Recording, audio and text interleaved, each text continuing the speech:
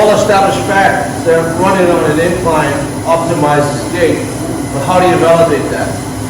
What you're going to see here is Nelson in the moment, what he's doing is he is checking out the gait pattern of Mike who's walking. Now our theory is if you can't walk properly, you can't run properly. And what we've been able to do here at Golf Rehab is isolate the traces much like we did in golf. Okay, asymmetrical, which is how most runners run. They're asymmetrical. And then symmetrical, which is a butterfly trace.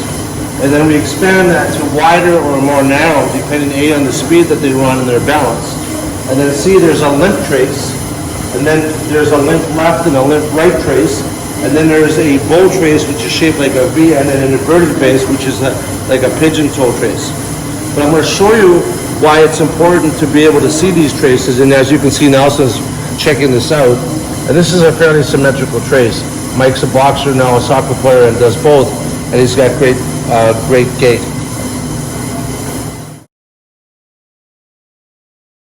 Hi there, Terry Hashimoto again. We're here with CJ and Nelson, and we work together at the Golf Rehab, Golf, Soccer, Balance and Gait. And in my opinion, there are three types of athletes. There are equity athletes, there are capacity athletes, and there's a combination of both equity and capacity. Let me explain. Our philosophy is safety first. I'm going to show you how we can provide you data for you, the parent, be the athlete, and see the trainer, so that you, as an athlete, as a parent, and a trainer, know that you are not over capacity. You're not taking your athlete over capacity. So let me explain my three types of athletes. An equity athlete puts in the time on a regular basis so that they can slowly build up to be able to reach their capacity. Capacity athlete, what they do is they don't train a lot. They go out the field to play, and they go all out.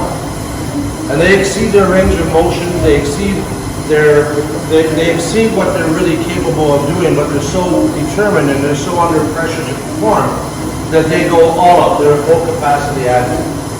And these guys are the guys and ladies that we call, they compensate. They compensate because they haven't put in the equity to achieve the proper range of motion, which will allow them to train in the safe zone.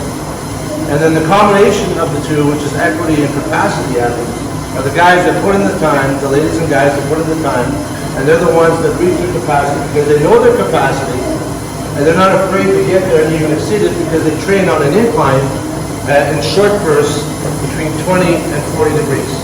Now, I'm going to show you how we measure capacity here at the Golf Rehab with my friend CJ and Nelson. Okay, so I'm going to show you the graphs here, and there's only one we're going to focus in on. These are after a 4-week pilot test here at Golf Rehab. We knew the results would be good, but here they are. So all you need to focus in on here is the difference between the gold line and the blue line, the bottom line and the top line.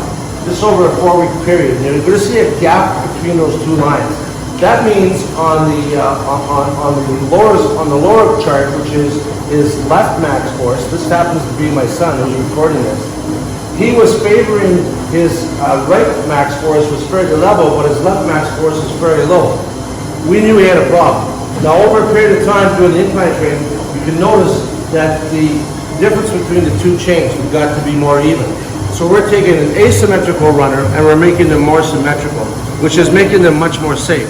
So if you're a trainer, a parent, or an athlete, how do you know that what you're training, is it making you more symmetrical or is it making you more asymmetrical? You don't know unless you do what we do here at the Golf Rehab at the mobile location. And of course we do all the metrics, air time and all that stuff, impulse force. But I'm going to go to this graph. Now this athlete, you can see on his left max force was quite a bit lower than his right max force. But look at the end, look how they converge. This is after a 4-week period. Now this athlete, he or she, when they see this data, they can now know that they're becoming more symmetrical. Now, what's interesting is when you become more symmetrical, now you can work on how hard you push onto the ground. So first of all, let's go to the next athlete. So we're going to show you 5 athletes here. And this is going to be a relatively long clip, but you're going to need this information. So this third athlete, same deal.